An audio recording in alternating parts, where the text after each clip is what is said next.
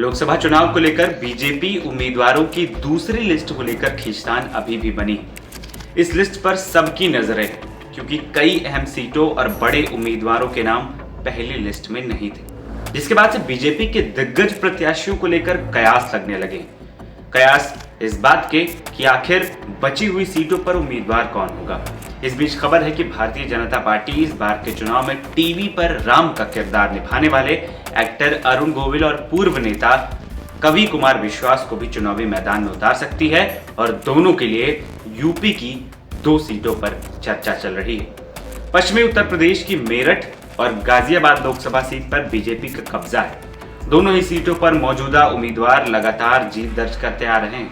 ऐसे में चर्चा है कि मेरठ से भाजपा कुमार विश्वास या फिर अरुण गोविल को उम्मीदवार बना सकती है। मेरठ से भाजपा के मौजूदा सांसद राजेंद्र अग्रवाल हैं, जो लगातार जीत की हैट्रिक लगा चुके हैं।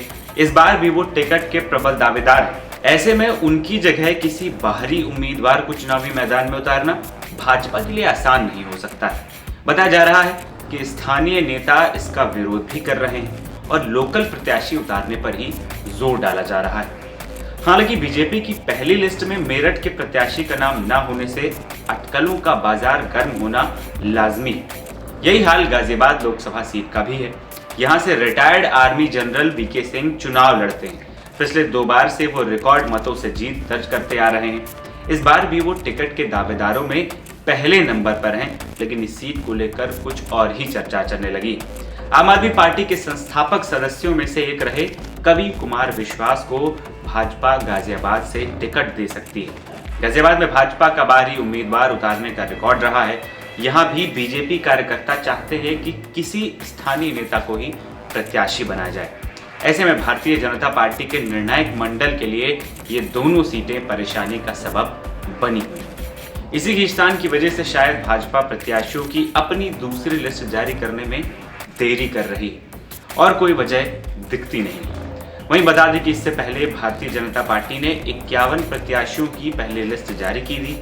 पार्टी यूपी की 75 सीटों पर चुनाव लड़ रही है, जबकि 5 सीटें उसके सहयोगी दल अपना दल, आरएलडी और सुभा सपा के पास होंगी। अधिकतर राजनीति मेरठ की क्रांति धारा से ही चुनाव जनसभा करके उत्तर प्रदेश की नहीं बल्कि पड़ोसी राज्यों को भी संदेश देती रही है। चुनाव में कई लोकसभा सीटें यहीं से साधी जाती हैं। मेरठ लोकसभा सीट की जनता ने जहां काफी लंबे समय से कांग्रेस को गले लगाए रखा था, वहीं 1999 से 2019 के बीच 3 बार बीजेपी, एक बार बसपा और एक बार कांग्रेस के प्रत्याशियों को संसद भेजने का काम किया।